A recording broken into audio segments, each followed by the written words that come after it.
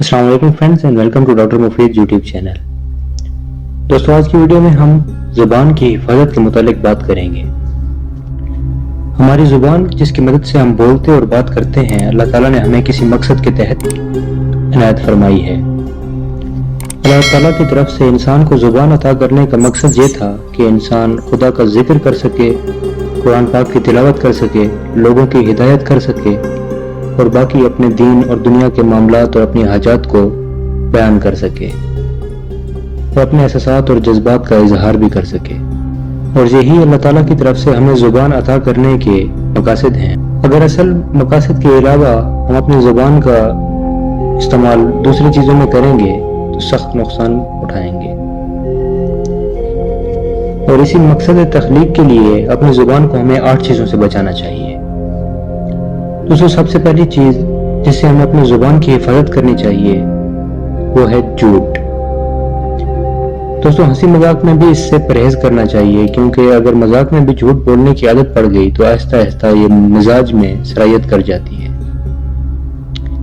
यानी अगर हम मजाक में भी झूठ बोलते हैं तो बतदरीज ये हमारी आदत बन जाता है और हमारे मिजाज में झूठ बोलना शामिल हो जाता है, जबकि झूठ बोलना एक गुनाह कबीरा है और इसकी सख्त सजा है।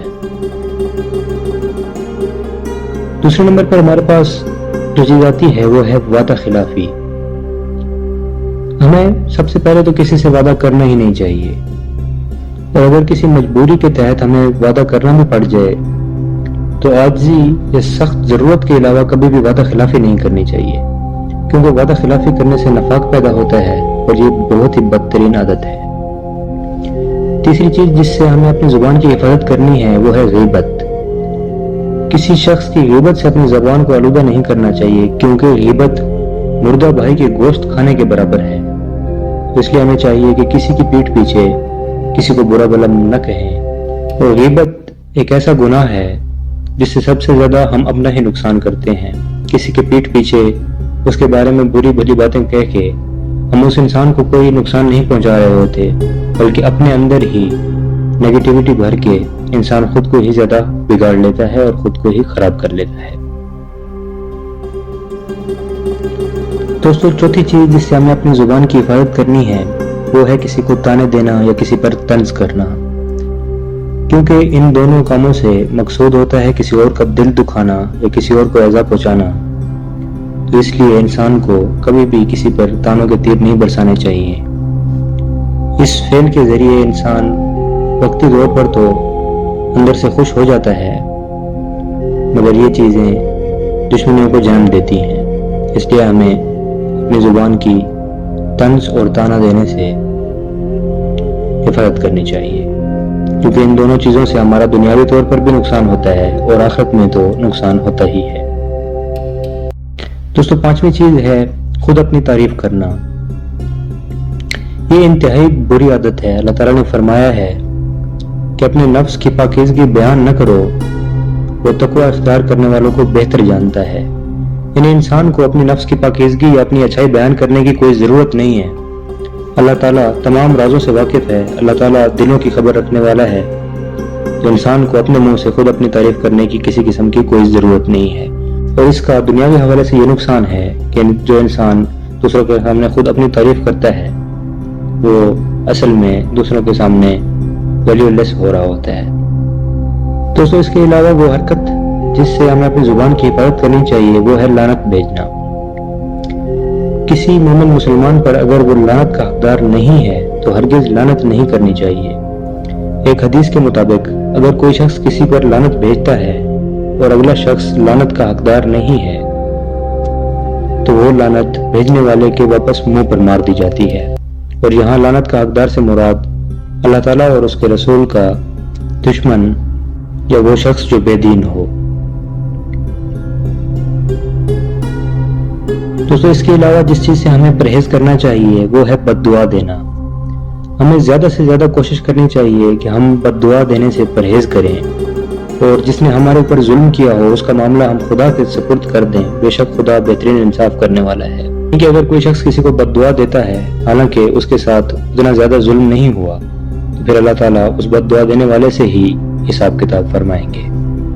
تو اس لیے ہمیں کوشش کرنی چاہیے کہ ہم اپنے تمام معاملات اللہ تعالیٰ کے سپرد کر دیں اور دوسروں کو معاف کرنا بھی سیکھیں، اور اگر کسی نے زیادہ دل دکھایا بھی ہے تو اس کا معاملہ اللہ تعالیٰ کے سپرد کر دیں تاکہ اللہ تعالیٰ ہی خود اس سے انتقام لے۔ اس کے علاوہ جو سب سے ضروری اور ایسی بات جس کو ہم سمجھتے ہی نہیں ہیں وہ ہے ہنسی مذاق۔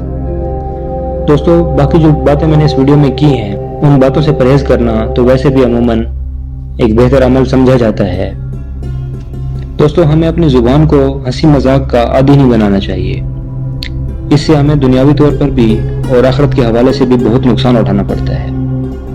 زیادہ ہنسی مذاق کی عادت سے انسان کی عزت و آبرو لوگوں کے درمیان ختم ہو جاتی ہے، انسان کا رعب و دبدبہ اور انسان کا اثر لوگوں پر بالکل ختم ہو جاتا ہے۔ زیادہ مذاق اور بیہودہ گفتگو کرنے والے انسان کا لوگوں کے اوپر اثر ختم ہو جاتا ہے، یہاں تک کہ اس کی اچھی باتوں کا بھی پھر لوگ اثر نہیں لیا کرتے،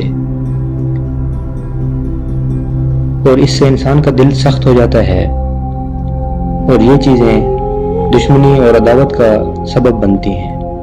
تو اس لیے ہمیں کوشش کرنی چاہیے کہ ہم زیادہ ہنسی مذاق اور بیہودہ گفتگو نہ کریں، اور اگر ہم سے کوئی ہنسی مذاق اور بیہودہ گفتگو کر بھی رہا ہو تو ہمیں کوشش کرنی چاہیے کہ ہم خاموشی اختیار کریں۔ اس سے انسان کی عزت و آبرو میں بھی اضافہ ہوتا ہے اور اللہ تعالیٰ کا پسندیدہ عمل بھی خاموشی ہے۔ دوستو، اللہ تعالیٰ کا فرمان ہے کہ تم زبان کی لائی ہوئی مصیبتوں سے جب ہی نجات پا سکو گے جب بلا ضرورت بولنے سے پرہیز کرو گے، کیونکہ اکثر یہی زبان دنیا و آخرت کی رسوائی کا سبب بنتی ہے۔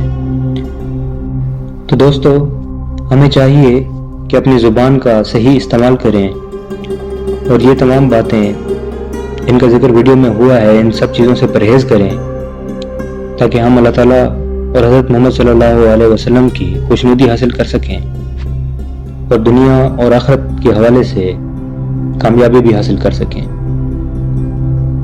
میری دعا ہے کہ اللہ تعالیٰ ہم سب کو ان تمام کاموں پر عمل کرنے کی توفیق عطا فرمائے۔ اسی کے ساتھ اس ویڈیو کا اختتام کرتے ہیں۔ مجھے امید ہے کہ آپ کو یہ ویڈیو پسند آئی ہوگی۔ اگر آپ کو یہ ویڈیو پسند آئی ہے تو ویڈیو کو لائک کر لیں، دوستوں کے ساتھ شیئر کرنا ہرگز مت بھولیں، اور ایسی آنے والی مزید ویڈیوز دیکھنے کے لیے میرے چینل کو سبسکرائب کر لیں اور بیل آئیکن کو پریس کر لیں تاکہ آنے والی ہر ویڈیو کا نوٹیفیکیشن آپ تک پہنچ سکے۔ میں ملوں گا آپ سے ایک نیکسٹ ویڈیو میں ایک نیکسٹ ٹاپک کے ساتھ، تب تک کے لیے مجھے دیجیے اجازت۔ اللہ حافظ۔